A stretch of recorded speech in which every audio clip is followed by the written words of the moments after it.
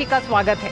2 देशों की यात्रा पूरी कर ग्रीस से अपनी पूरी टीम के साथ पीएम मोदी सीधे बैंगलोर पहुंचे। इसरो वैज्ञानिकों को दी बधाई। वैज्ञानिकों को संबोधित करते हुए भावुक हुए प्रधानमंत्री नरेंद्र मोदी। वैज्ञानिकों को कहा कि आपकी मेहनत, आपके धैर्य को सैल्यूट। चंद्रयान 3 से जुड़े हर वैज्ञानिक, टेक्नीशियन, इंजीनियर और सभी सदस्यों को पीएम ने दी बधाई और किया ऐलान कि अब 23 अगस्त होगा राष्ट्रीय अंतरिक्ष दिवस। चंद्रयान 3 के टच पॉइंट का नाम शिव शक्ति दिया गया है। पीएम मोदी ने कहा कि यह आज का भारत है, जुझारू भारत है। इस मौके पर पीएम ने युवा वैज्ञानिकों को कहा कि विरासत से लेकर विज्ञान और अनुसंधान पर उन्होंने जोर दिया। न्यूज नाइट में होगी चर्चा, स्पेस टेक्नोलॉजी कैसे बनाएगी गवर्नेंस को और प्रभावी, और टेक्नोलॉजी ड्रिवन 21वीं सदी में भारत अंतरिक्ष विज्ञान में किन लक्ष्यों को करेगा हासिल। साथ ही दिखाएंगे चांद के दक्षिणी ध्रुव पर रहस्यों की खोज में शिव शक्ति पॉइंट के आसपास घूमता दिखाई दे रहा है प्रज्ञान रोवर। इसी के साथ होगी देश दुनिया और तमाम और खबरें भी, लेकिन सबसे पहले अभी तक की हेडलाइंस।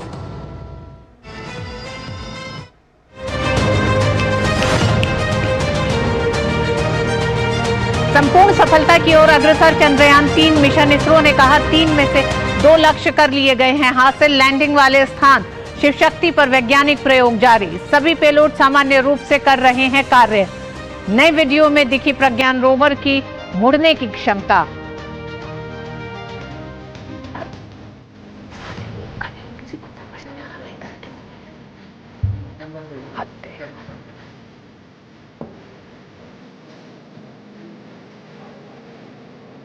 ग्रीस से सीधे बेंगलुरु पहुंचकर पीएम मोदी ने थपथपाई टीम चंद्रयान 3 की पीठ। पीएम ने 3 घोषणाएं की। चंद्रयान 3 के लैंडिंग स्थल को शिव शक्ति और चंद्रयान 2 के लैंडिंग स्थल को तिरंगा मिला नाम। देश हर साल 23 अगस्त को मनाएगा राष्ट्रीय अंतरिक्ष दिवस।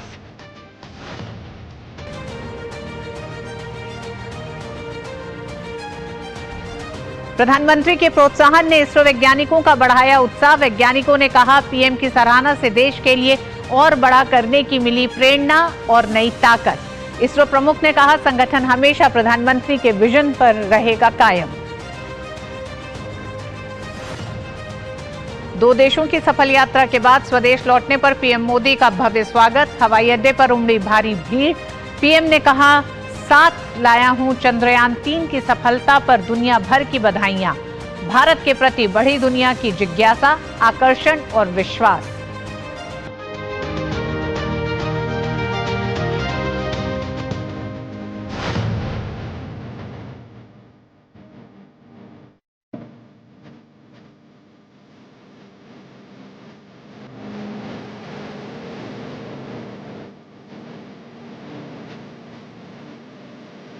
वाराणसी में G20 देशों के संस्कृति मंत्रियों की बैठक। G20 सांस्कृतिक घोषणा पत्र जारी।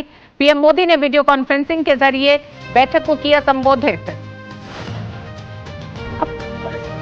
केंद्रीय गृह और सहकारिता मंत्री अमित शाह ने राजस्थान के गंगापुर सिटी में आयोजित सहकार किसान सम्मेलन में की शिरकत। लाल डायरी का जिक्र कर अशोक गहलोत पर कसा तंज, कहा इस्तीफा देकर 2-2 हाथ कर लें गहलोत।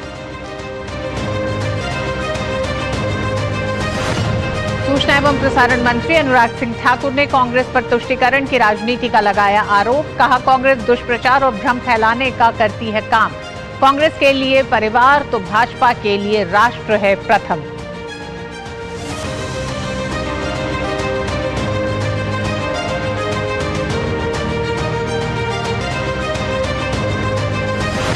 विश्व बैडमिंटन चैंपियनशिप में भारत के एच.एस. प्रणय खेलेंगे पुरुष एकल वर्ग का सेमीफाइनल। थाईलैंड के कुनलावत विदित सामने से होगा मुकाबला।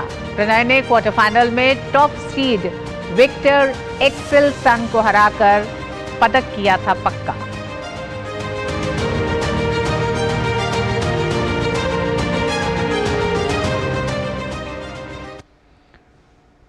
और इसरो ने अब से कुछ देर पहले ट्वीट कर कहा है कि चंद्रयान 3 मिशन के उद्देश्यों में से अब तक 3 उद्देश्य पूरे हो गए हैं। पहला, चंद्रमा की सतह पर सुरक्षित और नॉर्म लैंडिंग हुई है, जबकि लैंडिंग वाली जगह शिव शक्ति पर वैज्ञानिक प्रयोग चल रहा है। सभी पेलोड सामान्य रूप से काम कर रहे हैं। चंद्रयान 3 का प्रज्ञान रोवर शिव शक्ति पॉइंट के आसपास चंद्रमा के दक्षिणी ध्रुव के रहस्यों का पता लगाने में व्यस्त है। इसरो ने इससे संबंधित प्रज्ञान रोवर का एक नया वीडियो जारी किया है। इसमें प्रज्ञान रोवर की मुड़ने की क्षमता दिखी है।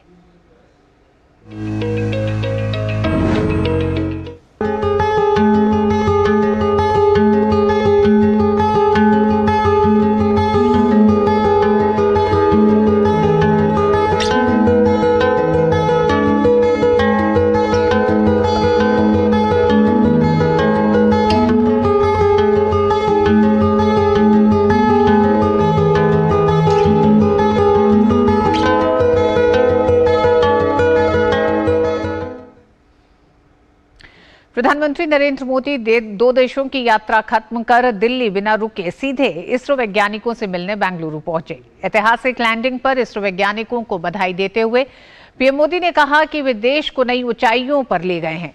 23 अगस्त अब होगा राष्ट्रीय अंतरिक्ष दिवस। पीएम ने कहा कि ये कोई सामान्य उपलब्धि नहीं थी। ये मिशन भारत के अंतरिक्ष अनुसंधान और कार्यक्रम की शक्ति को दर्शाता है। चांद पर जिस जगह चंद्रयान 3 मिशन लैंड हुआ है, उस पॉइंट को अब शिव शक्ति के नाम से जाना जाएगा। चंद्रयान 2 मिशन के स्पॉट को अब से तिरंगा के नाम से जाना जाएगा।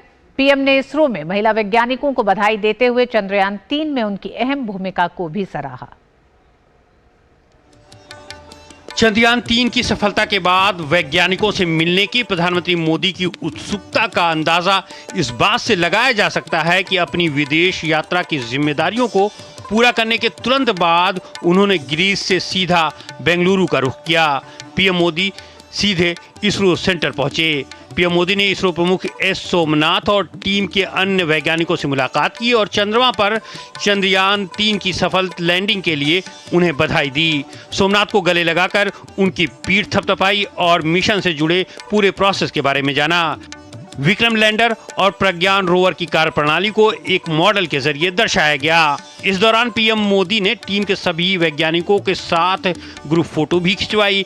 चंद्रयान 3 की टीम के वैज्ञानिकों को संबोधित करते हुए 3 बड़ी घोषणाएं की। पीएम मोदी ने 23 अगस्त को जब भारत ने चंद्रमा पर तिरंगा फहराया, उस दिन को राष्ट्रीय अंतरिक्ष दिवस के रूप में मनाने का ऐलान किया।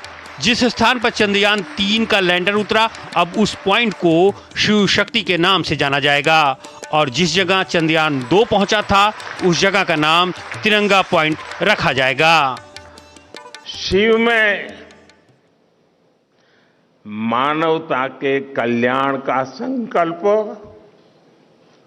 समाहित है और शक्ति से हमें उन संकल्पों को पूरा करने का सामर्थ्य मिलता है।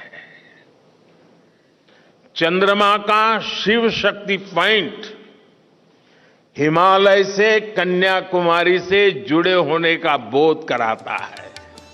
वैज्ञानिकों को संबोधित करते हुए प्रधानमंत्री नरेंद्र मोदी भावुक भी हो गए। प्रधानमंत्री ने कहा कि चंद्रयान 3 की सफलता केवल भारत की ही नहीं बल्कि पूरी मानवता की है। इस मिशन की खोज से सभी देशों के मून मिशन के लिए नए रास्ते खुलेंगे। पीएम मोदी ने कहा कि मिशन की सफलता में नारी शक्ति का बड़ा योगदान रहा है। चंद्रयान 3 में देश ने हमारी महिला वैज्ञानिकों ने, देश की नारी शक्ति ने कितनी बड़ी भूमिका निभाई है। चंद्रमा का शिव शक्ति पॉइंट सदियों तक भारत के इस वैज्ञानिक और दार्शनिक चिंतन का साक्षी बनेगा। प्रधानमंत्री ने इस तरह के अंतरिक्ष मिशनों की सफलताओं को भारत के युवाओं में नवाचार और विज्ञान के प्रति उत्साह भरने का श्रेय दिया। उन्होंने कहा कि मंगलयान और चंद्रयान की सफलताओं और गगनयान की तैयारी ने देश की युवा पीढ़ी को नया दृष्टिकोण दिया है। आज भारत के छोटे छोटे बच्चों की जुबान पर चंद्रयान का नाम है। आज भारत का हर बच्चा आप वैज्ञानिकों में अपना भविष्य देख रहा है। 21वीं सदी के इस दौर में विज्ञान और तकनीक में अग्रणी भूमिका निभाने के महत्व पर जोर देते हुए प्रधानमंत्री ने कहा कि भारत दुनिया का सबसे युवा प्रतिभाओं वाला देश है। पीएम मोदी का बेंगलुरु पहुंचने पर हवाई अड्डे पर लोगों ने भव्य स्वागत किया। इस दौरान पीएम मोदी ने रोड शो भी किया। पीएम मोदी को लेकर बेंगलुरु की सड़कों पर जबरदस्त उत्साह देखने को मिला। सड़क के दोनों तरफ हजारों की संख्या में लोग खड़े रहे। पीएम के स्वागत के लिए छोटे छोटे बच्चे भी पहुंचे हुए थे। पीएम ने नन्हे बच्चों को देश का भविष्य बताया और जय जवान जय विज्ञान का नारा दिया। इस दौरान मोदी ने हाथ उठाकर लोगों का अभिवादन किया। आयशा खानम के साथ bureau report, DD news. Chandrayaan 2 उतरा था उसे तिरंगा पॉइंट और जहां चंद्रयान 3 उतरा है उस स्थान को शिव शक्ति नाम पीएम मोदी ने दिया है। इसरो चेयरमैन एस सोमनाथ ने डीडी न्यूज से खास बातचीत में कहा कि प्रधानमंत्री मोदी द्वारा दिए गए लैंडिंग साइट के नाम में भारतीयता है और ये नाम सही चुने गए हैं। प्रधानमंत्री का प्रोत्साहन इसरो वैज्ञानिकों के लिए एक बड़ी ताकत है और इसरो हमेशा प्रधानमंत्री के विजन पर कायम रहेगा। बहुत बड़ा दिन इसरो के लिए। प्रधानमंत्री नरेंद्र मोदी खुद इसरो के वैज्ञानिकों से मिलने चले आए और साफ नजर आया कि कितने गर्व के साथ उन्होंने यहाँ पर सबकी सराहना की। बात करते हैं इसरो के चेयरमैन डॉक्टर सोमनाथ के साथ। सर, प्रधानमंत्री पहली बार आप और प्रधानमंत्री आमने सामने थे और सॉफ्ट लैंडिंग की बात कही और प्रधानमंत्री ने जो नामकरण किया इस साइट्स का, क्या कहेंगे इसके बारे में? उन्होंने दो नामकरण किए। चंद्रयान 2 लैंडिंग होने वाले स्थल पर उन्होंने तिरंगा नाम दिया उसको, और चंद्रयान 3 लैंडिंग साइट को उन्होंने शिव शक्ति नाम दिया। और उसने जो दो नामों के महत्व के बारे में भी बताया हम सबको, ये क्यों इम्पोर्टेंट है। और ये भी अनाउंस किया कि ये जो तारीख है 23 तारीख जो लैंडिंग हुआ था, उस तारीख को हमने ये नेशनल स्पेस डे जैसे बना के मनाएंगे। इसलिए जो होगा कि हमारे साइंटिफिक कम्युनिटी का कंट्रीब्यूशन भारत के लिए और हमारे युवा शास्त्रकारों और युवा पीढ़ियों के लिए क्यों ये इंस्पिरेशनल कार्य होगा, इसके बारे में भी उसने बताया। इस नाम पर चर्चा हुई थी पहले भी? चर्चा जरूर हुई। उन्होंने खुद प्राइम मिनिस्टर ने चूज किया। So how significant do you think, this naming of these two important landing sites, what does it mean to India? इस दोनों का नाम में एन इंडियननेस है, भारतीयत्व है, सो ये तो इम्पोर्टेंट है। तो it doesn't look like an anglical word, so it's very important. So both has its own naming and it has very flavor of the Indian naming, so that's very important. Then we have named earlier places in moon whenever something happened, like Sarabhai crater is like that. But this is significant. It is a nationally significant event. It is not naming another object there. So and it celebrates something that has been accomplished uniquely by India, going to South Pole. So it's very important in that context. प्रधानमंत्री नरेंद्र मोदी ने बेंगलुरु में इसरो की महिला वैज्ञानिकों से भी मुलाकात की और सभी को चंद्रयान 3 की सफल लैंडिंग के लिए बधाई दी। प्रधानमंत्री के प्रोत्साहन ने इसरो के वैज्ञानिकों का उत्साह बढ़ा दिया है। इन वैज्ञानिकों ने कहा कि पीएम की सराहना से देश के लिए और बड़ा करने की प्रेरणा और नई ताकत मिली है। प्रधानमंत्री जी ने जिस तरह से इनकरेज किया और ये दो जो नाम उन्होंने बताए, तिरंगा और शिव शक्ति, ये हमारी संस्कृति से जुड़ी हुई नामें हैं। तो उस चीज़ को भी उन्होंने हाईलाइट किया कि हम कितना भी ऊपर मून तक पहुंच जाए, हमें ग्राउंडेड रहना चाहिए और हमें हम्बल रहना चाहिए। ये क्षण हमारे लिए एक अभूतपूर्व क्षण था।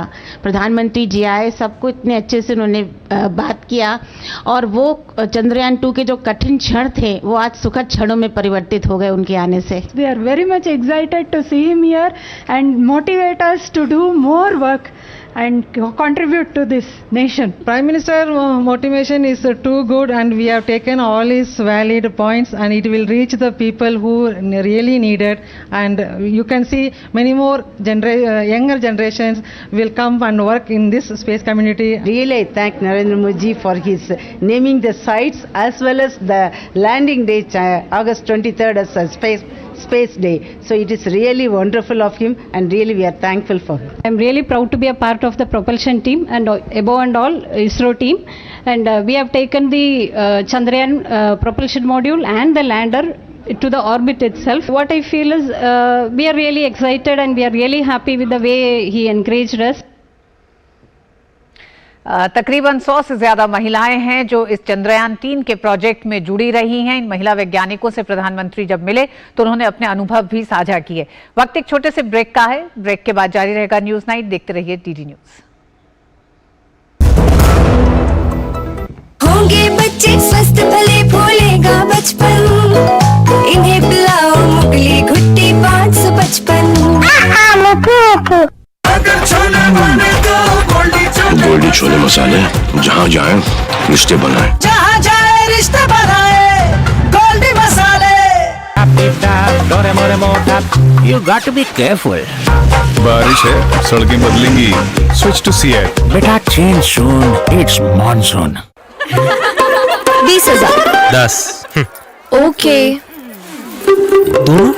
दोनों? नो 10 का 1। इतना कैश नहीं है। कोई बात नहीं, हम यूपीआई भी लेते हैं। मेरा पेमेंट ऐप अलग है। कहीं जूते वापस मिलने की जगह जूते पड़ न जाए।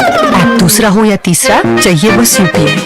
आपका मोबाइल नंबर ही बन सकता है आपका यूपीआई नंबर। और अब किसी भी पेमेंट ऐप से कोई भी पेमेंट ऐप पर यूपीआई चलेगा। दिन तिनक दिन तिनक दिन दिन तिनक दिन। अरे गोविंदा जी, आप यहाँ? हाँ बबुआ, हम यहाँ। पर तुम क्या छुपा रहे हो वहाँ? कुछ भी तो नहीं। जब दांत खाज की खुजली पे ना हो काबू तो उसे गमछे से नहीं छुपाते बाबू। तो फिर उसे भगाए कैसे? जालिम लोशन लगाकर दांत खाज की खुजली एक्जिमा जड़ से निकाले। अभी खरीदे जालिम लोशन। प्रधानमंत्री नरेंद्र मोदी 2 देशों की यात्रा के बाद आज सीधे दिल्ली न पहुंचकर सीधे बेंगलुरु पहुंचे, जहां उन्होंने इसरो के वैज्ञानिकों को बधाई दी। साथ ही साथ उसी मौके पर उन्होंने 3 बड़ी घोषणाएं भी की, जहां 23 अगस्त को राष्ट्रीय अंतरिक्ष दिवस घोषित किया। वहीं चंद्रयान 2 और चंद्रयान 3 के जो लैंडिंग पॉइंट्स हैं उनके नए एक तरह से नामकरण भी किए। तो इन तमाम इन चीजों के बीच में प्रधानमंत्री ने आने वाले समय के लिए अंतरिक्ष विज्ञान में भारत के क्या लक्ष्य होने चाहिए, भारत किस तरह से आगे बढ़े, साथ ही साथ विरासत, ज्ञान और अनुसंधान को कैसे लेके साथ बढ़ेगा विकसित भारत का शंखनाद प्रधानमंत्री ने चंद्रयान 3 को कहा। इसी पर विशेष चर्चा है आज हमारी। विशेष हमारा चंद्रयान 3 विकसित भारत का शंखनाद। हमारे साथ शेखर अय्यर साहब जुड़ गए हैं, वरिष्ठ पत्रकार। शेखर साहब भी जुड़ गए और हमारे साथ रतन श्रीवास्तव जी भी जुड़ गए हैं, स्पेस विशेषज्ञ। तो सबसे पहले रतन जी, आप ही के पास आते हैं। प्रधानमंत्री ने नामकरण आज जो किए हैं और 23 अगस्त को राष्ट्रीय अंतरिक्ष दिवस घोषित किया गया है। यहां से शुरुआत एक तरह से अगले 25 सालों में अंतरिक्ष के क्षेत्र में कितना बड़ा कदम अब यहां से लेकर आगे के लक्ष्य के लिए आप देखते हैं, क्योंकि प्रधानमंत्री ने बहुत साफ कहा कि हम पीछे एक तरह से अपने इतिहास, अपने विरासत से लेकर आज तक के अनुसंधान पे काम करने की जरूरत है। जो हमारे इतिहास में, विरासत में जो विज्ञान है, खासकर उन्होंने जिक्र किया कि जब धरती गोल का एक तरह से विज्ञान भारत के पास था, उस वक्त लोग इस पर विचार कर रहे थे कि धरती चपटी है कि धरती कैसी है। तो इस तरह से उन्होंने कहा कि आपके खगोलीय एक तरह से सूत्र जो हैं उनका अध्ययन करें, और ये सारी जिम्मेदारी युवा वैज्ञानिकों को आज दी उन्होंने।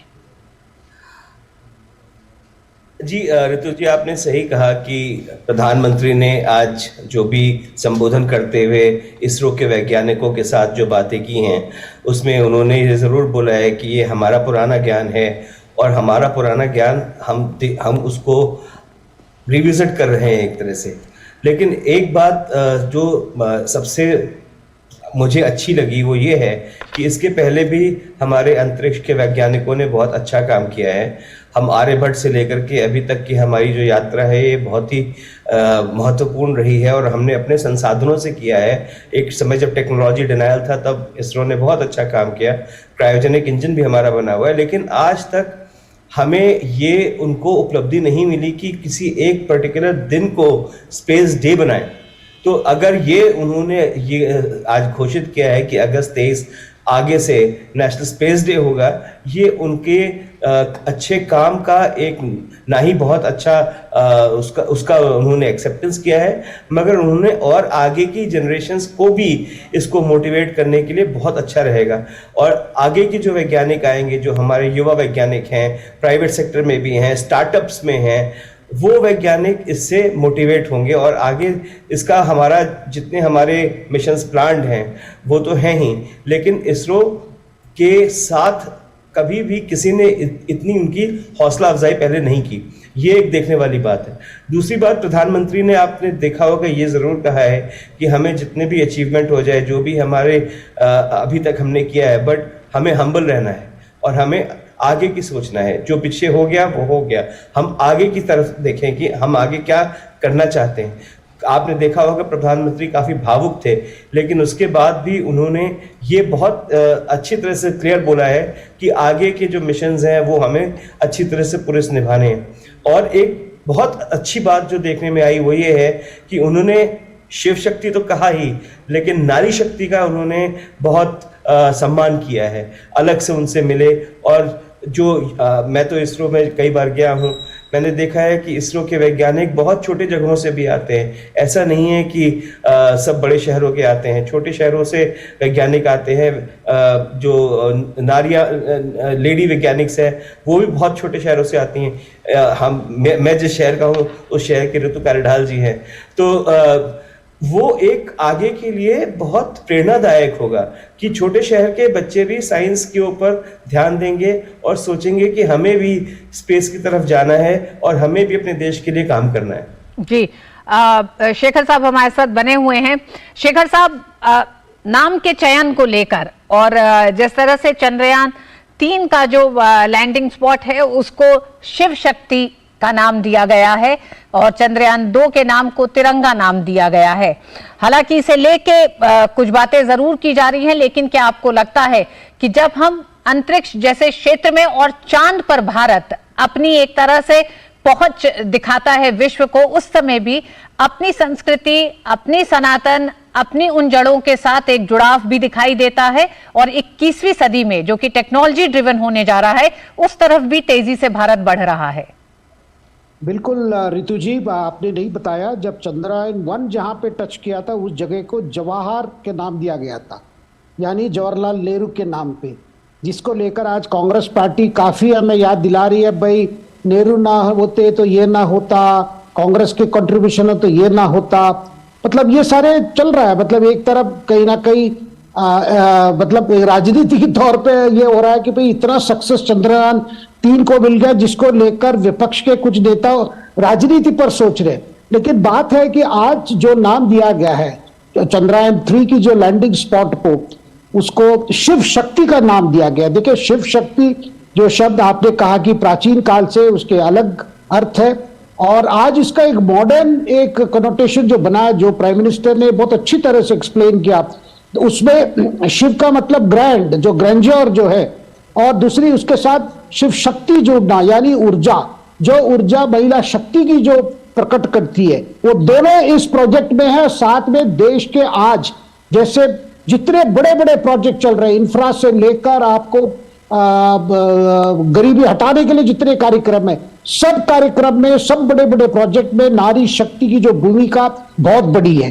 तो ये जो नाम जो प्रधानमंत्री ने सोच के दिया इस प्रोजेक्ट को, ये बिल्कुल ये करता है कि आज आप देख रहे थे, अभी भी दृश्य हमें दिखाया गया, प्रधानमंत्री स्पेशली इंटरेक्ट कर रहे हैं कि विमेन साइंटिस्ट के साथ। वो लोग इतने खुश हैं कि उनके अपने लेवल पे जो भी कंट्रीब्यूशन है आज उनकी बहुत बड़ी रिकॉग्निशन मिली है और प्रधानमंत्री चाहते हैं कि और भी हमारे साइंटिस्ट महिला शक्ति की, मतलब और महिला इसमें ज्वाइन हो, क्योंकि साइंस, टेक्नोलॉजी, इंजीनियरिंग, पहले क्या होता था इन फील्ड्स में ज्यादा महिला नहीं जाते थे, लेकिन इतना परिवर्तन आ गया है। देखिए, इतने प्रोजेक्ट में इतने साइंटिस्ट, अभी देखिए कितने साइंटिस्ट के साथ पीएम इंटरेक्ट कर रहे हैं और उनके चेहरे में जो मुस्कुराहट, जो खुश और एक प्रकार से जो रिकॉग्निशन मिलता है। देखिए, ये सारे हमारे लिए तो अननोन फेसेस है, लेकिन ये सारे एक एक देखिए बड़े वैज्ञानिक हैं जो अपने जो बैकग्राउंड भी देखेंगे, बड़े मिडिल क्लास से भी और भी लोअर मिडिल क्लास के बैकग्राउंड। जी शेखर साहब एक चीज और दिखती है, ये जो तस्वीरें दिखाई दे रही हैं जब प्रधानमंत्री महिला वैज्ञानिकों से मिल रहे हैं, हम प्रेस कॉन्फ्रेंस हो या फिर हमने उस दिन भी देखा 23 अगस्त को भी, तो एक दो महिलाएं दिखाई दे रही थी, लेकिन 100 के तकरीबन अगर महिला वैज्ञानिक किसी प्रोजेक्ट में हैं और इस तरह से महिलाएं एक वैज्ञानिक सोच के साथ शामिल होती हैं, आगे बढ़ रही हैं, रुचि है उनकी, और किस तरह से ये प्रेरित करेंगे आने वाले समय में तमाम और महिलाओं को, युवतियों को, कि वो इस क्षेत्र में आगे बढ़े। मतलब ये बहुत बड़ी ताकत है, ये जो तस्वीर दिखाई दे रही है। बिल्कुल रितु जी, अंग्रेजी में कहते हैं कि वो ग्लास सीलिंग, यानी हमेशा यही रहता है कि महिलाओं के लिए कोई भी संगठन में, ऑर्गेनाइजेशन में एक स्तर तक पहुंच सकते हैं, मतलब उसके ऊपर नहीं जा सकते क्योंकि ग्लास सीलिंग लगा हुआ है, क्योंकि महिला के कारण उस पोस्ट पे नहीं पहुंच सकते। लेकिन आज जो दृश्य सामने आ रहा है, आने वाले समय मुझे लग रहा है कि आगे जब इसरो चेयरमैन की जो होगी नेक्स्ट सक्सेसर जो भी होगा, हो सकता है एक महिला कैंडिडेट हो, क्योंकि इतने साइंटिस्ट वहां पे काम कर रहे हैं, हमें भी पता नहीं था कि इतने लोग काम कर रहे हैं। तो आज वहां पे विक्रम के जो लैंडिंग स्पॉट को शिव शक्ति नाम देख के एक बहुत बड़ी रिकॉग्निशन दी गई है। और साथ में जो हमारे बच्चे आज स्कूल में पढ़ रहे हैं, गर्ल चाइल्ड पर्टिकुलरली, वो जो साइंस कोर्सेस लेते हैं, फिर इंजीनियरिंग में जाते हैं, कुछ लोग फिजिक्स परस्यू करते हैं, जो मतलब फंडामेंटल साइंसेस में जाते हैं, ये सारे, पहले ऐसा था कि भाई महिला का मतलब साइंस इंजीनियरिंग साइड में बहुत कम लोग जाते थे, और आज देखिए पिक्चर पूरा चेंज हो गया।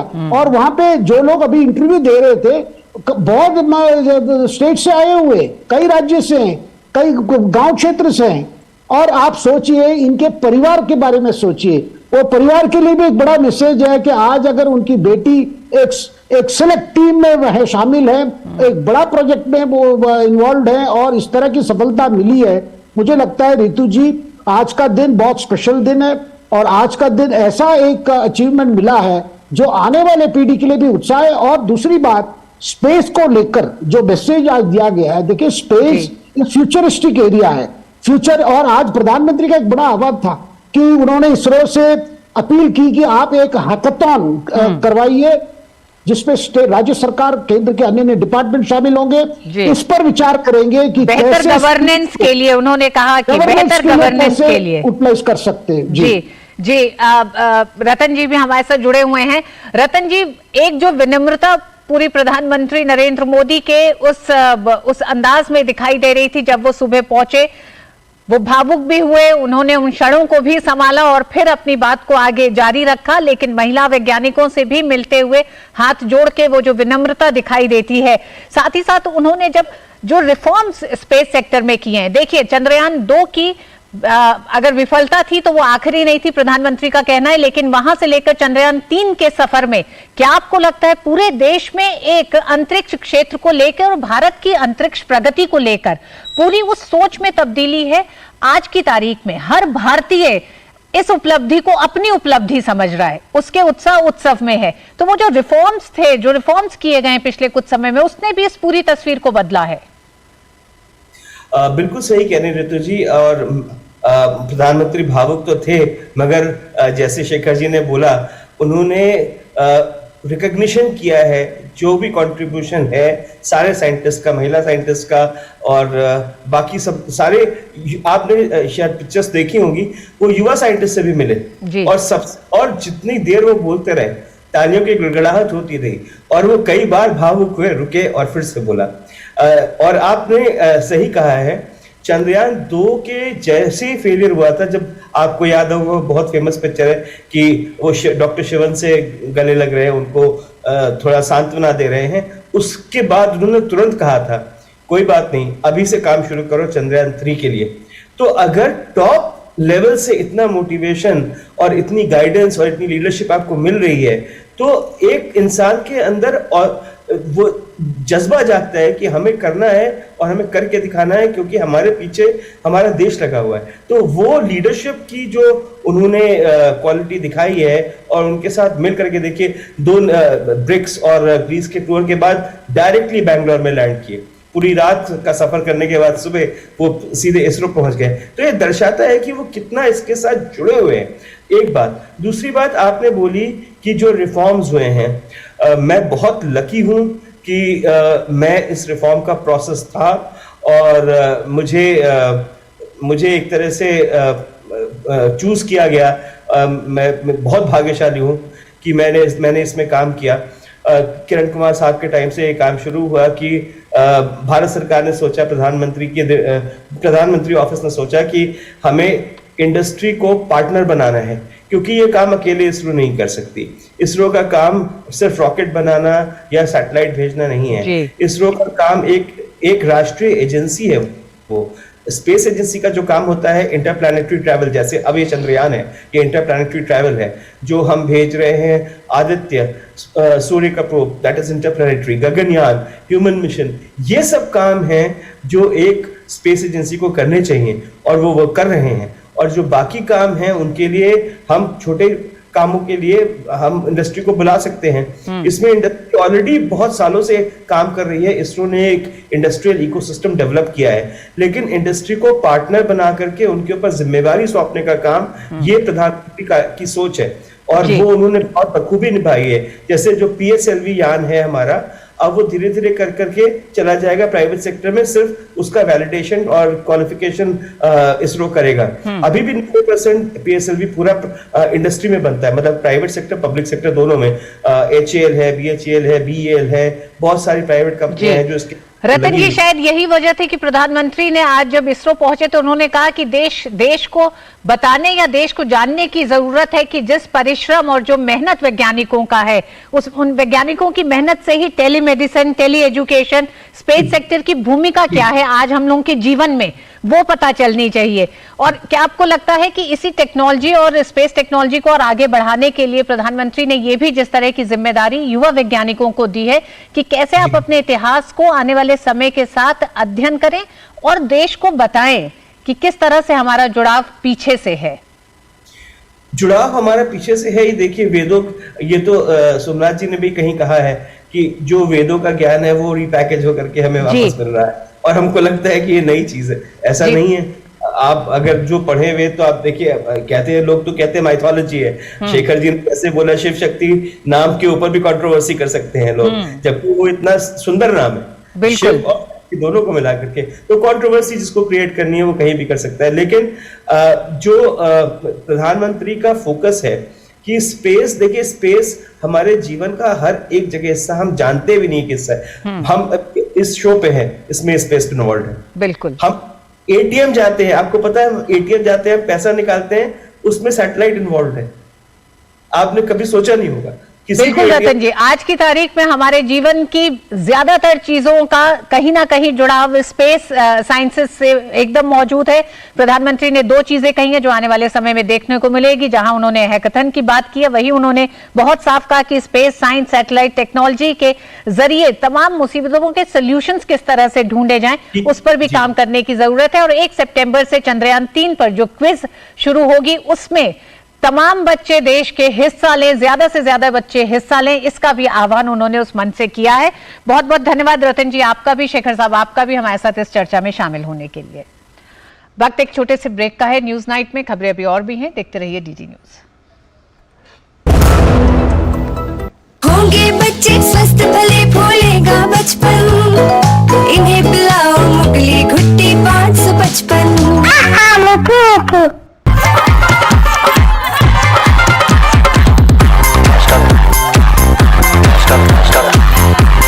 बिना रुकावट गाने सुनने के लिए अपना सब्सक्रिप्शन रिन्यू करें। सब्सक्रिप्शन खत्म? मिस्टर DJ, UPI ऑटो पे कीजिए। ऑटो पे? नॉन स्टॉप पेमेंट से मिलेगा नॉन स्टॉप म्यूजिक। अब नॉन स्टॉप पेमेंट्स ऑटोमेटिकली करने के लिए UPI ऑटो पे चलेगा। You got to be careful. बारिश है, सड़कें बदलेंगी। Switch to Seat. बेटा change soon. It's monsoon. Goldy chole मसाले, जहाँ जाए रिश्ते बनाए, जहाँ जाए रिश्ते बनाए, गोल्डी मसाले। बेंगलुरु में इसरो के वैज्ञानिकों से मिलने के बाद दिल्ली पहुंचे पीएम मोदी। विदेश यात्रा से लौटे पीएम मोदी का दिल्ली हवाई अड्डे पर भव्य स्वागत हुआ। बीजेपी अध्यक्ष जेपी नड्डा समेत बड़ी संख्या में बीजेपी कार्यकर्ता मौजूद थे। दिल्ली में होने जा रहे G20 शिखर सम्मेलन का जिक्र करते हुए पीएम मोदी ने कहा कि दिल्ली वालों को इसमें सहयोग करना है। पीएम ने कहा कि सितंबर 5 तारीख से 15 तारीख तक काफी गतिविधियां होंगी, इससे थोड़ी तकलीफ और असुविधा होगी, इसके लिए मैं अभी से ही माफी मांगता हूं। दो देशों का सफल दौरा संपन्न करके प्रधानमंत्री नरेंद्र मोदी शनिवार को दिल्ली लौट आए। दौरे से वापसी में पीएम मोदी ग्रीस से सीधे बेंगलुरु पहुंचे, जहां उन्होंने इसरो के वैज्ञानिकों को चंद्रयान 3 की सफलता की बधाई दी। पीएम मोदी का दिल्ली पहुंचने पर भव्य स्वागत किया गया। पीएम मोदी के स्वागत के लिए पहुंचने वालों में भाजपा के राष्ट्रीय अध्यक्ष जेपी नड्डा और दिल्ली भाजपा के सांसद भी शामिल थे। वहीं पीएम का अभिनंदन करने के लिए लोग एयरपोर्ट के बाहर उमड़ पड़े। लोगों ने भारत माता की जय, मोदी मोदी के नारे लगाए। प्रधानमंत्री ने लोगों का अभिवादन किया और इस प्रेम के लिए आभार जताया। पीएम मोदी ने स्वागत के लिए उमड़े लोगों को संबोधित करते हुए चंद्रयान 3 मिशन की सफलता को सराहा। पीएम मोदी ने कहा कि वो पूरी दुनिया की तरफ से इस मिशन की कामयाबी पर बधाई के संदेश लाए हैं। पीएम मोदी ने कहा कि आज पूरा विश्व भारत की तरफ देख रहा है। पीएम ने कहा कि ब्रिक्स शिखर सम्मेलन में हर किसी के अंदर भारत की उपलब्धियों के बारे में जानने की उत्सुकता थी। भारत के तिरंगे का सामर्थ्य अपने सफलताओं के आधार पर, अचीवमेंट्स के आधार पर आज दुनिया अनुभव भी कर रही है, स्वीकार भी कर रही है और सम्मान भी दे रही है। पीएम ने कहा कि नए नए विचारों और वैज्ञानिक उपायों को सामने लाने के लिए आने वाले दिनों में देश के नौजवानों के लिए हैकाथॉन आयोजित किए जाएंगे। पीएम ने कहा कि 2047 में देश को विकसित बनाने के सपने को पूरा करने के लिए हमें साइंस एंड टेक्नोलॉजी की राह पर और अधिक मजबूती से आगे बढ़ना है। हम सिर्फ उत्साह, उमंग, नई ऊर्जा, सिर्फ इतने से अटकने वाले लोग नहीं हैं। हम एक सफलता प्राप्त करते हैं तो वहीं पर मजबूत कदम रख के नए उछाल के लिए तैयार हो जाते हैं। पीएम मोदी ने कहा कि माईगॉव पर 1 सितंबर से क्विज कंपटीशन आरंभ होगा। इससे देश के युवाओं में विज्ञान के प्रति रुचि को बढ़ावा मिलेगा। पीएम ने छात्रों से इस क्विज का हिस्सा बनने की अपील की। दिल्ली में होने जा रहे G20 शिखर सम्मेलन का जिक्र करते हुए पीएम मोदी ने कहा कि दिल्ली वालों को इसमें सहयोग करना है। एक परिवार के नाते ये सारे मेहमान हमारे हैं। हम सबके प्रयासों से ये हमारा G20 समिट शानदार हो, रंग बिरंगा हो, हमारा पूरा दिल्ली रंग राग से भरा हुआ हो। ये काम दिल्ली के मेरे नागरिक भाई बहन करके दिखाएंगे, ये मेरा पूरा विश्वास है। पीएम मोदी ने अपने संबोधन के बाद वहां मौजूद लोगों से मुलाकात की। पीएम मोदी ने सबका अभिवादन किया। ब्यूरो रिपोर्ट के साथ ऋषि कुमार, राजेश राज की रिपोर्ट, डीडी न्यूज, दिल्ली। और अब बात देश में जारी G20 बैठकों की।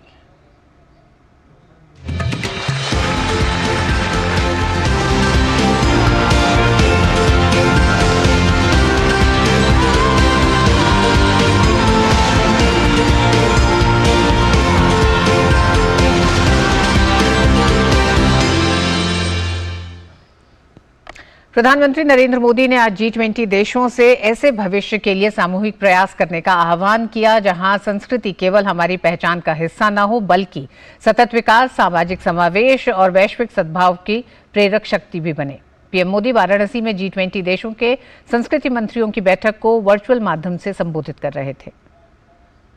वाराणसी में G20 के संस्कृति कार्य समूह और संस्कृति मंत्रियों की बैठक को प्रधानमंत्री नरेंद्र मोदी ने शनिवार को वीडियो संदेश के जरिए संबोधित किया।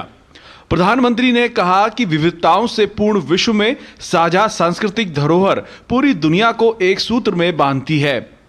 पीएम मोदी ने पृथ्वी पर प्राचीनतम शहरों में से एक और अपने संसदीय क्षेत्र वाराणसी में प्रतिभागियों का स्वागत करते हुए कहा कि गंगा के तट पर बसा यह शहर संस्कृति, कला और परंपराओं का संगम होने के चलते इस बैठक के लिए उचित स्थान है। पीएम ने वाराणसी को सांस्कृतिक राजधानी बताते हुए कहा कि भगवान बुद्ध ने अपना पहला संदेश भी यहीं दिया था। We in India are very proud of our eternal and diverse culture. We also attach great value to our intangible cultural heritage. We have been working hard to preserve and revitalize our heritage sites. PM Modi ने बताया कि भारत में 2014 के बाद विदेशों से तमाम कलाकृतियों को वापस लाया गया। ये हमारी सांस्कृतिक गौरव को दर्शाती हैं। Since 2014, India has brought back hundreds of such artifacts that showcase the glory of our ancient civilization. I also commend your efforts towards living heritage as well as your contribution to culture for life. PM Modi ने संस्कृति और विकास को विरासत बताते हुए कहा कि संस्कृति देश के आर्थिक उत्थान के लिए बेहद जरूरी है। We believe that heritage is a vital asset for economic growth and diversification. This is accord in our mantra विकास भी, विरासत भी, development as well as heritage. प्रधानमंत्री ने अपने संबोधन में कहा कि संस्कृति कार्य समूह की बैठकों के हिस्से के रूप में हुए विचार विमर्श तथा G20 की प्राथमिकताओं पर आधारित वेबिनार उल्लेखनीय तथा प्रेरणादायी हैं। प्रधानमंत्री ने जोर देकर कहा कि हम अपने सामूहिक ज्ञान और साझा जिम्मेदारियों के माध्यम से चुनौतियों को वैश्विक सांस्कृतिक प्रगति के अवसरों में बदल सकते हैं। वाराणसी से चंद्रशेखर, डीडी न्यूज। और 24 अगस्त से शुरू हुई चौथी G20 संस्कृति कार्य समूह की बैठक शनिवार को G20 संस्कृति मंत्रियों की बैठक के साथ सफलतापूर्वक संपन्न हो गई। G20 सदस्य देशों और आमंत्रित देशों के सांस्कृतिक मंत्रियों के साथ ही अंतर्राष्ट्रीय संगठनों के प्रतिनिधियों ने चर्चा के बाद संस्कृति मंत्रियों का घोषणा पत्र पारित कर दिया। देश की आध्यात्मिक और सांस्कृतिक नगरी वाराणसी में 24 अगस्त को शुरू हुई 2 दिवसीय G20 सदस्य देशों की चौथी संस्कृति कार्य समूह की बैठक शनिवार को सफलतापूर्वक संपन्न हो गई। इसी के साथ G20 सदस्य देशों के संस्कृति मंत्रियों की 1 दिवसीय बैठक भी संयुक्त घोषणा पत्र के पारित होने के साथ ही पूरी हुई। इस दौरान एक विशेष डाक टिकट भी जारी किया गया। तकरीबन 28 देशों के संस्कृति मंत्रियों और प्रतिनिधियों ने बैठक में हिस्सा लिया। केंद्रीय संस्कृति मंत्री जी किशन रेड्डी ने इस दौरान कहा कि बैठक में हुई चर्चा में सांस्कृतिक संबंधों के आदान प्रदान, सतत विकास के लक्ष्यों की प्राप्ति में संस्कृति संबंधों के सहयोग, शांतिपूर्ण सह अस्तित्व को बनाने में सहायक होंगी। उन्होंने कहा कि यहाँ पारित हुआ G20 संस्कृति मंत्रियों का घोषणा पत्र काशी कल्चरल पाथवे के नाम से जाना जाएगा। Let us carry with us the spirit of Kashi culture pathway with us. Now let us adopt the outcome document and the chair's summary. We have endorsed and the terms of reference of the culture working group, one earth, one family, one future, that is Vaisvika Kutumbam. केंद्रीय मंत्री अर्जुन राम मेघवाल ने भी बैठक में हिस्सा लिया। उन्होंने कहा कि वाराणसी देश की सांस्कृतिक राजधानी है और यहाँ से निकलने वाला संदेश विश्वव्यापी होगा। वहीं केंद्रीय संस्कृति राज्य मंत्री मीनाक्षी लेखी ने कहा कि पहली बार सर्वसम्मति से सभी देश वैश्विक सांस्कृतिक विस्तार और संरक्षण को लेकर आम राय बनाने में सफल रहे हैं। उन्होंने कहा कि विदेशों में चोरी से ले जाई गई प्राचीन भारतीय मूर्तियां और सामानों को वापस लाने पर बैठक में चर्चा हुई। कल्चरल और हेरिटेज में भी हम बहुत एडवांस हैं और बहुत रिच हैं। और ये वाराणसी उसकी कैपिटल है, तो यहाँ से जो आवाज़ उठेगी तो भारत को वर्ल्ड लीडर बनाने में बहुत मददगार सिद्ध होगा। यहाँ का जो एजेंडा, यहाँ की जो आवाज़, बधाई देता हूँ, शुभकामनाएं देता हूँ जो आए हैं उनको सबको। 2014 से पहले मात्र 30 के आसपास या 13 के आसपास कुछ ऐसी संख्या थी और आज वो संख्या बढ़कर 400 के ऊपर पहुंच चुकी है, जिसमें एंटीक्विटीज भारत में वापस आए हैं। और उसके पीछे हम सब की जो इंस्पिरेशन है, मोटिवेशन है, वो प्रधानमंत्री जी हैं। लगातार इन चीज़ों पे निगरानी भी रखते हैं। न केवल भारत बल्कि G20 देशों के प्रतिनिधि और कई जो इनवाइटीज कंट्री है उनके प्रतिनिधि भी इसमें हिस्सा ले रहे थे और 6 जो ऑर्गेनाइजेशन है इंटरनेशनल, उनके प्रतिनिधियों ने भी इसमें हिस्सा लिया है। G20 प्रतिनिधियों ने वाराणसी में मौजूद सारनाथ पुरातात्विक स्थल और सारनाथ संग्रहालय का भी दौरा किया। इसके अलावा उन्होंने गंगा आरती और संस्कृति संध्या का भी आनंद लिया। वाराणसी से चंद्रशेखर की रिपोर्ट, DD न्यूज। और न्यूज नाइट में वक्त एक छोटे से ब्रेक का। होंगे बच्चे स्वस्थ भले फूलेगा बचपन, इन्हें पिलाओ मुगली घुट्टी 555। You got to be careful. बारिश है, सड़कें बदलेंगी। Switch to Seat. बेटा change soon.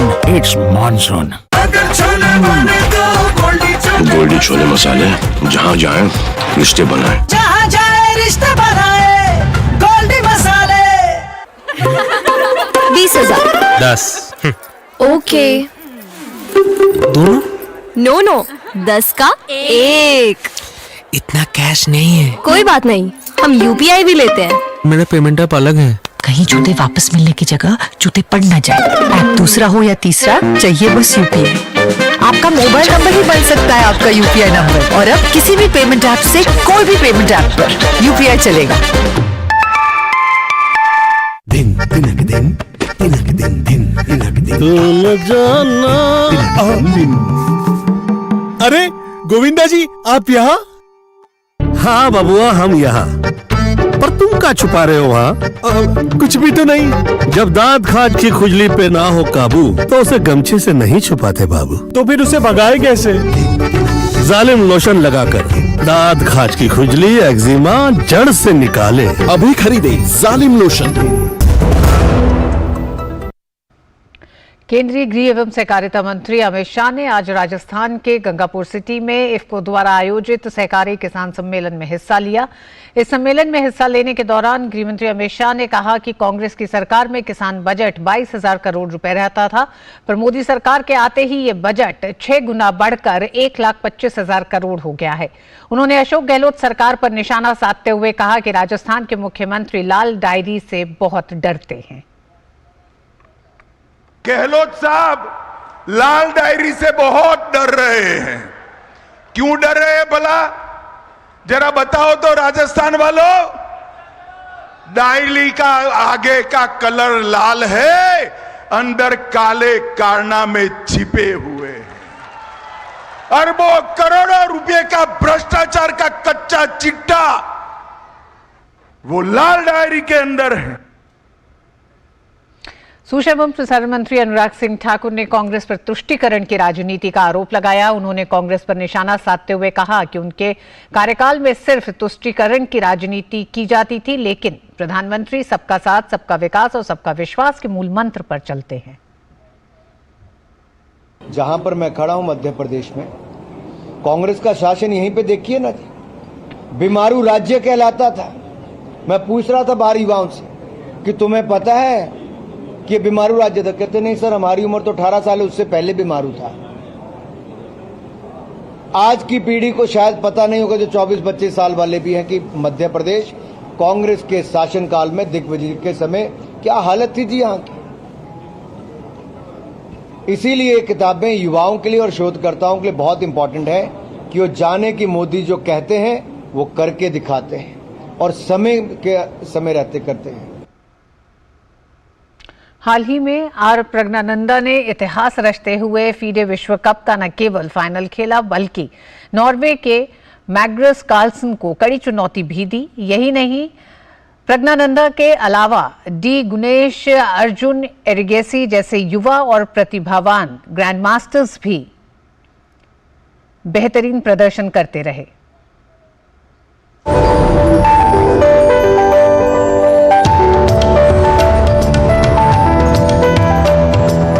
शतरंज की बिसात पर देश की शान बढ़ाते आर प्रज्ञानंद की इस तस्वीर से सभी रूबरू हैं, जिन्होंने महज 18 साल की उम्र में वह कारनामा कर दिखाया जिसका सपना हर कोई पालता है, लेकिन पूरा कर पाना हर किसी के लिए आसान नहीं।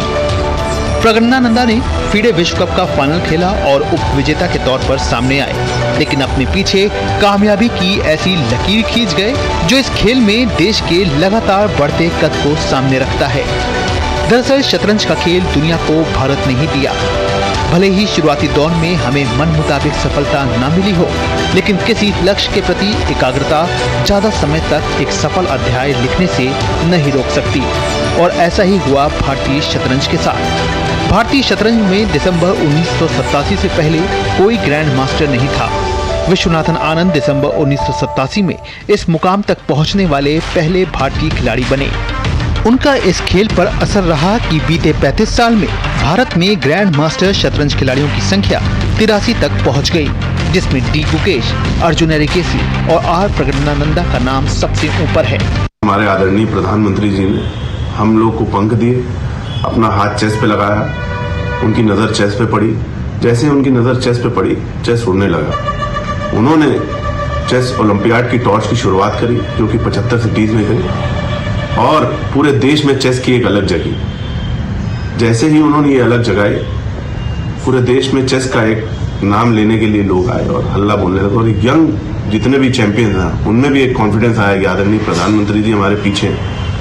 तो जब प्लेयर्स को ये लगता है कि पीछे हमारे लोग खड़े हैं और उनको सारी फैसिलिटीज मिल रही हैं ग्राउंड लेवल पे, पीछे के सारे लेवल पे, तो मुझे ऐसा लगता है कि खूब चेस आगे बढ़ने के अलावा कोई रास्ता नहीं है, और खूब आगे जाएगा चेस का स्वर्णिम काल अब शुरू हो चुका है। लेकिन देश ने इस कामयाबी के साथ ही साथ शतरंज खेलने के तरीके में भी बदलाव किया, जिसमें तकनीकी तौर पर खेलने का तेज अंदाज भी सबसे प्रमुख रहा। आक्रामकता में संभावनाओं को तेजी से समझा भारतीय ग्रैंड मास्टर्स ने, और यही उनके बढ़े हुए हौसले की वजह भी बनी। भारतीय शतरंज खिलाड़ी अब लगातार शीर्ष रैंकिंग में जगह बना रहे हैं। वे विश्व चैंपियनशिप के लिए गंभीर चुनौती पेश कर रहे हैं, जो जाहिर तौर पर शतरंज के खेल में देश के तेजी से बढ़ते कद को सामने रखता है। Sports desk, DD news. और न्यूज नाइट में वक्त एक छोटे से ब्रेक का है। होंगे बच्चे स्वस्थ भले भूलेगा बचपन, इन्हें पिलाओ मुगली घुट्टी 555।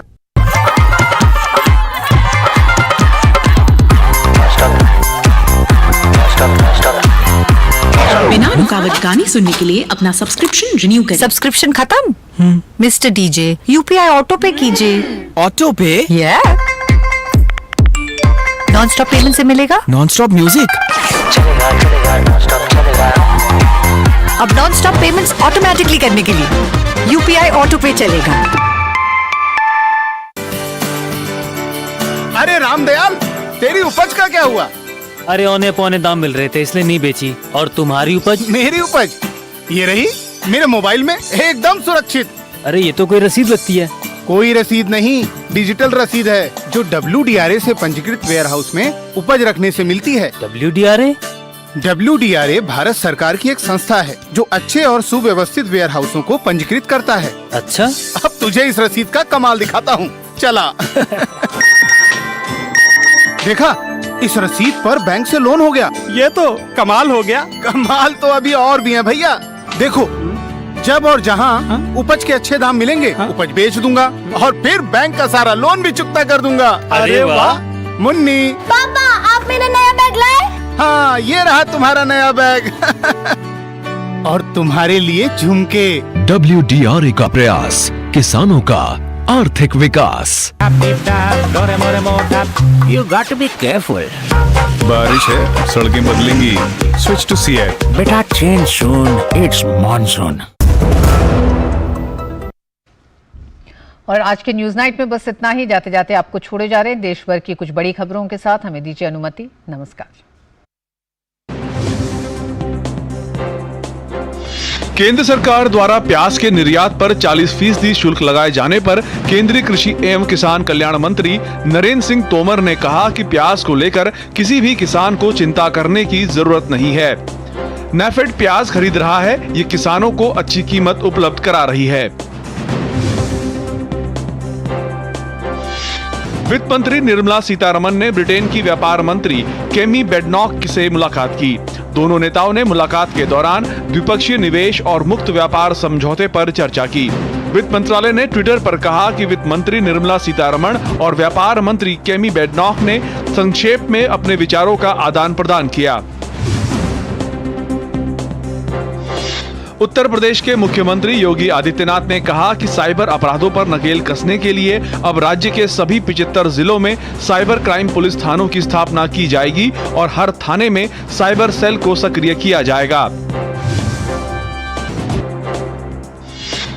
बिहार भाजपा अध्यक्ष सम्राट चौधरी ने राज्य की कानून व्यवस्था को लेकर मुख्यमंत्री नीतीश कुमार पर हमला बोला है। सम्राट चौधरी ने कहा कि नीतीश कुमार राज्य को संभाल नहीं पा रहे हैं, बिहार के लिए दुर्भाग्य हो गए हैं। राज्य में हालात ठीक नहीं है और अब कोर्ट परिसर के अंदर गोलीबारी हो रही है तो राज्य में कानून व्यवस्था सख्त कैसे है। नीतीश कुमार को तुरंत इस्तीफा देने को कहा। पश्चिम बंगाल के सिलीगुड़ी में नाबालिग लड़की की हत्या मामले में भाजपा आक्रामक हो गई है। भाजपा विधायकों ने कोलकाता में ममता बनर्जी सरकार के खिलाफ विरोध प्रदर्शन किया और राज्य में बिगड़ी हुई कानून व्यवस्था का मुद्दा उठाया। नाबालिग लड़की की सोमवार को सिलीगुड़ी की माटीगाड़ा इलाके में एक सुनसान जगह पर हत्या कर दी गई थी। बॉलीवुड के गीतकार देव कोहली का आज 82वीं वर्ष की उम्र में निधन हो गया। अपने करियर के दौरान देव कोहली ने फिल्म मैंने प्यार किया, बाजीगर, जुड़वा, मुसाफिर, shoot out at Lokhandwala, taxi number 911 जैसी 100 से अधिक हिट फिल्मों के लिए गाने लिखे। छत्तीसगढ़ में होने वाले विधानसभा चुनाव को लेकर निर्वाचन आयोग की तैयारी अपने अंतिम चरण में है। निर्वाचन आयोग ने 90 विधानसभा क्षेत्रों के लिए चुनाव तैयारियों की समीक्षा की। मुख्य निर्वाचन आयुक्त राजीव कुमार ने कहा कि सभी मतदान केंद्रों पर न्यूनतम सुविधाएं सुनिश्चित की जाएंगी। निर्वाचन आयोग मतदाताओं को सुखद मतदान अनुभव के लिए सभी बुनियादी सुविधाएं प्रदान करने के प्रति सचेत है। आयुर्वेदिक स्वास्थ्य सेवा संस्थान जीवा आयुर्वेद ने दक्षिण पूर्वी एशिया के बाजार में उतरने की घोषणा की है। कंपनी ने थाईलैंड में 2 आरोग्य केंद्र खोले हैं। जीवा समूह के चेयरमैन ऋषिपाल चौहान ने बयान में कहा कि इस विस्तार के जरिए जीवा आयुर्वेद दक्षिण पूर्व एशियाई देशों में आयुर्वेद और अपने उत्पादों का प्रसार करेगी। करदाताओं के अनुभव को बढ़ाने और नई प्रौद्योगिकी के साथ तालमेल बनाए रखने के लिए आयकर विभाग ने अपनी राष्ट्रीय वेबसाइट www.incometaxindia.gov.in को उपयोगकर्ताओं के लिए सहज इंटरफेस, मूल्य वर्धित फीचरों तथा अन्य मॉड्यूल के साथ संशोधित कर दिया है।